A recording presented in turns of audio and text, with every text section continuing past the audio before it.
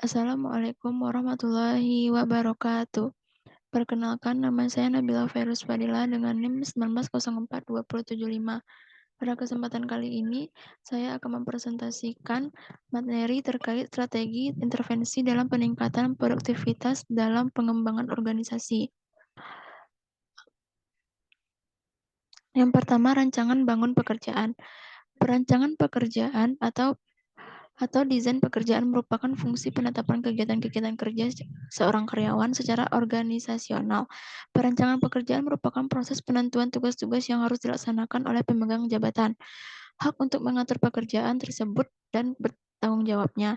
Dalam melakukan rancangan bangun pekerjaan, ada 3 hal yang penting untuk mendapatkan perhatian. Yang pertama, rancangan bangun pekerjaan harus mencerminkan usaha pemenuhan tuntutan lingkungan organisasional dan keperilakuan terhadap pekerjaan yang dirancang bangun itu. Yang kedua, mempertimbangkan ketiga jenis tuntutan tersebut, berarti upaya diarahkan pada pekerjaan yang produktif dan memberikan keputusan pada pelakunya. Yang ketiga, tingkat produktivitas dan kepuasan pelaksana harus mampu berperan sebagai umpan balik. Beberapa pendekatan perancangan jabatan di dalam merancang suatu pekerjaan harus mempertimbangkan beberapa hal. Yang pertama, elemen organisasi. Di dalam organisasi lebih menekankan pada aspek efisiensi dan efektivitas. Yang kedua, elemen lingkungan. Pertimbangan elemen lingkungan. Yang ketiga, elemen perilaku yang berkaitan dengan pemberian beberapa aspek dari pekerjaan yang dapat memenuhi keinginan atau motif manusia dalam pelaksanaan suatu pekerjaan. Teknik rancangan bangun pekerjaan. Yang pertama dengan rotasi tugas. Melakukan rotasi tugas berarti memindahkan pekerjaan dari satu pekerjaan ke pekerjaan yang lain tanpa merubahnya menjadi pekerjaan atau jabatan yang bersangkutan. Yang kedua, perluasan tugas. Makna teknik ini ialah bertambahnya isi suatu tugas yang pada gilirannya membuat aktivitas dalam penyelesaian suatu pekerjaan semakin bervariasi.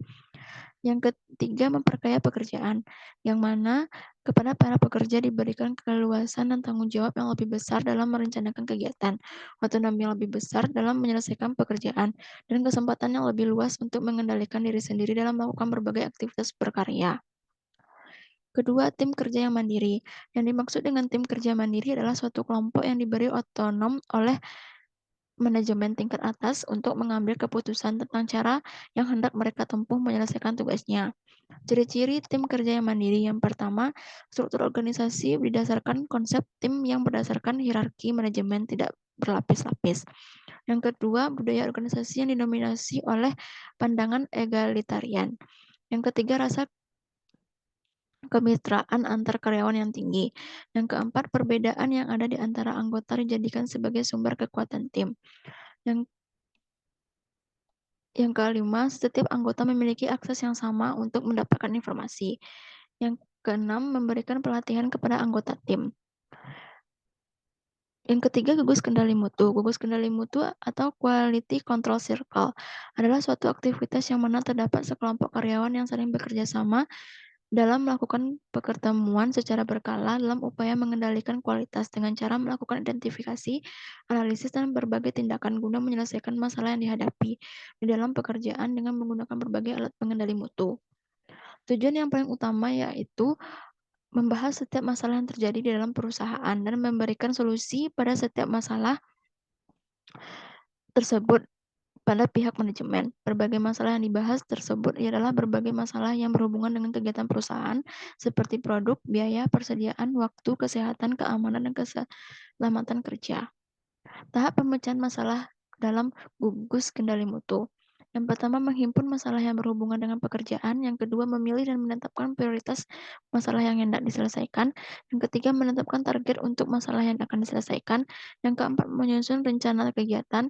Yang kelima, merekomendasikan solusi. Yang keenam, melaksanakan penerapan tindakan pemecahan masalah. Yang ketujuh, memantau dan mengevaluasi hasil pelaksanaan. Yang kedelapan, melakukan standarisasi. Mutu hidup kekaryaan. Quality of work life atau kualitas kehidupan kerja adalah suatu bentuk kepedulian organisasi atau perusahaan untuk memenuhi kepuasan karyawan melalui praktek-praktek yang efektif untuk memperbaiki kondisi kerja dan meningkatkan efektivitas organisasi. Mutu hidup karyawan salah satu bentuk filsafat yang diterapkan oleh manajemen dalam mengelola organisasi, yang pada umumnya dan sumber daya manusia. QWL tidak hanya sebatas pada isi sesuatu pekerjaan, akan tetapi memanusiakan lingkungan kerja dengan mengakui dan menghargai harkat dan martabat manusia. Inilah sumber yang saya gunakan. Baiklah, sekian dari saya. Assalamualaikum warahmatullahi wabarakatuh.